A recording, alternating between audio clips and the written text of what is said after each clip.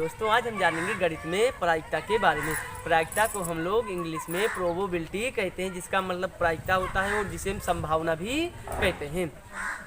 जैसे हम देखते हैं क्या होता है बारिश के मौसम में भी, जब बरसात का मौसम आता जाता है तो कभी कभी बादल गरजने लगते हैं, तो हम क्या कहते हैं कि लगता है बारिश होने की संभावना है, 50% बारिश होने की संभावना है।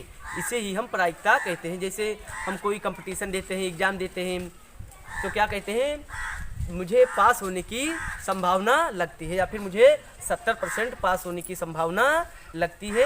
इसे ही हम प्रायिकता कहते हैं। और प्रायिकता की परिभाषा देखें तो किसी घटना के घटित होने की संभावना के मापन को ही हम प्रायिकता या प्रोबेबिलिटी या संभावना कहते हैं। चलिए हम इसमें बात करेंगे प्रायिकता में सिक्कों के बारे में। सिक्कों के बारे में बात करेंगे तो हमारे ये क्या है, एक सिक्का है। सिक्का ये हमारा हेड होता है, हेड को हम चित भी कहते हैं और शीर्ष भी कहते हैं। और ये हमारा होता है क्या, टेल को हम पट भी कहते हैं और पूंछ भी कहते हैं। इसमें हमारे दो फलक होते हैं, यानी दो पृष्ठ होते हैं, एक ये पृष्ठ होता है और एक ये पृष्ठ होता है। अब हम एक सिक्के को अगर उछालें तो या तो फिर टेल आएगा या तो फिर हेड आएगा, दो ही संभावनाएं बनी। और जो यानी ये जो दो केसें बनी, या तो फिर हेड आएगा या तो फिर टेल आएगा, ये दो केसें बनी, इसे ही हम सैंपल स्पेस यानी प्रतिदर्श समष्टि कहते हैं।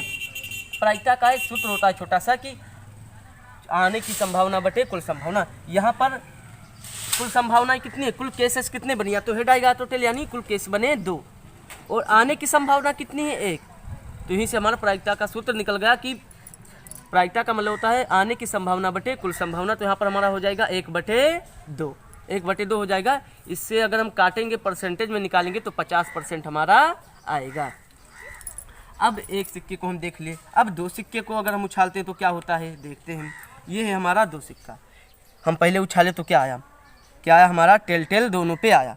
और फिर हम क्या है एक बार फिर से उछाले तो क्या हुआ, अब एक हेड आया और एक टेल आया।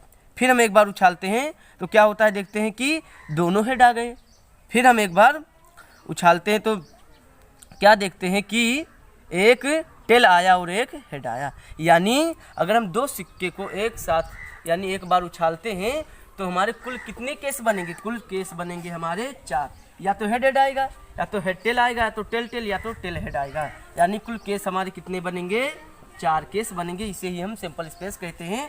और कुल केस कितने बने, 4। और आने की संभावना कितनी है, 1।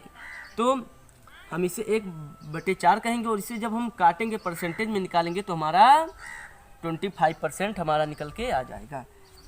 अब बात हो गई एक सिक्के दो सिक्के की, अब आते हैं 3 सिक्के पे। 3 सिक्के को जब हम उछालेंगे तो क्या होगा, अब इस तरह से एक बात देखें कि इस तरह से हम करेंगे 3 सिक्के को तो काफ़ी लंबा चला जाएगा। तो इसका एक छोटा सा फार्मूला होता है। यहाँ पर हमारे कितने पृष्ठ थे, 2 पृष्ठ थे, तो यहाँ पर 2 होगा हमारा एन, यानी कितने सिक्के को उछाला जाएगा। तो यहाँ पर जितने सिक्के को उछाला जाएगा वहाँ पर इसका नंबर लिख देंगे। तो यहाँ एक सिक्के को उछाला गया तो 2 का पावर 1 होगा, तो यहाँ पर 2 हो गया आंसर हमारा। अब जब 2 सिक्के को उछालेंगे तो 2 का पावर 2 हो गया, तो 2 × 2 इक्वल हमारा 4 आ गया। अब यहाँ पर हम 3 सिक्के को उछालते हैं तो 2 का पावर हमारा 3 आ जाएगा, तो 2 × 2 यानी इक्वल हमारा 8 आ जाएगा। और जो हमारा 3 सिक्के को जो हम उछालेंगे तो इसे हम 1/8 भी लिख सकते हैं। और इसे अगर हम काटेंगे तो हमारा परसेंटेज में अगर देखेंगे तो हमारा कितना आ जाएगा, यहाँ पर हमारा जब 1/8 यहाँ पर जब काटेंगे तो हमारा कितना आ जाएगा, 12.5% आ जाएगा। यानी जब 3 सिक्के को हम एक बार उछालेंगे तो हमारा जो आने की संभावना कितनी, 1 है, कुल संभावना 8 है। तो यहाँ इसको अगर हम काटेंगे तो हमारा 12.5% आंसर आ जाएगा। धन्यवाद।